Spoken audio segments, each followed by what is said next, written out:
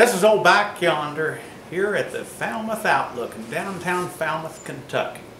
Thought I'd give you a little bit of homespun philosophy that may help you. Now, I think you all will probably agree our society is very, very complicated. And I'm guilty as anyone else. The first thing I do when I get up in the morning, even though I've had a very peaceful, lovely night's rest, the first thing I do is turn on the television. And then I start hearing how many people have been shot, how all these different bad things, and before you know it, I'm sort of in a bad mood. Got a little suggestion. You know, we need to keep things simple. Now, when I was a teenager, I thought that history was crazy. I didn't like poetry, thought it was silly. Now, what was wrong was, until I became a part of history, I didn't enjoy it. But now I simply do. I love poetry, I love history, and all those things. So I have a little poem that I think you might enjoy that will give you some good, simple, homespun advice. Instead of making everything complicated, this will be different. Now I'm going to start it out with just a bar on Rock of Ages, and then I'll end it with a bar on Amazing Grace. And it's a little poem called The Touch of the Master's Hand.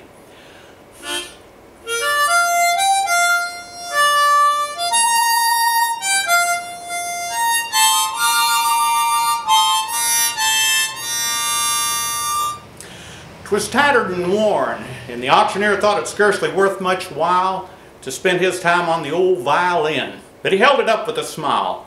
'What am I bid, good folks?' he cried. 'Who'll start the bidding for me? $1, $1, who'll make it $2? $2, now who'll make it $3? $3 once, $3 twice, going for $3. But no.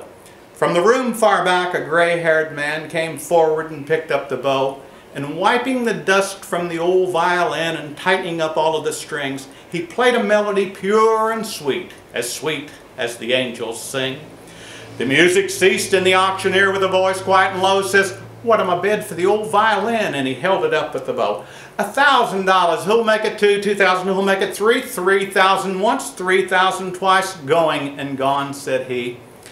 The people cheered, and some of them cried, "We don't quite understand what changed its worth." Swift came the reply, "The touch of the master's hand." And many a man with life out of tune and battered and scarred with sin is auctioned cheap to a thoughtless crowd, much like the old violin. A mess of pottage, a glass of wine, a game, and he travels on. He's going once, he's going twice, he's going and almost gone. But the master comes, and the foolish crowd still can't quite understand the worth of a soul and the change that's wrought by the touch of the master's hand.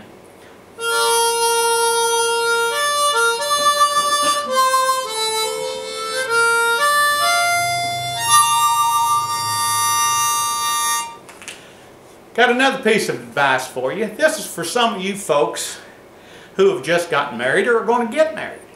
Or maybe you've been married just a short time. Now I know there are people like King Sullivan who had 300 wives and 500 concubines and got along very well, but I can certainly tell you that I'm not an authority on that especially. I have been going on here just in a little bit, about 50 years. So it's taken me a long time. I'm sort of a slow learner, but I thought, well, you might like this. Maybe this will help somebody out there. And this is the advice that some of you, especially young husbands, and it goes like this: to keep a marriage brimming and keep love in the wedding cup. When you're wrong, admit it. When you're right, shut up. And I think that will be good advice, very simple, but you'll find it is perfect advice. This is the old man saying adios.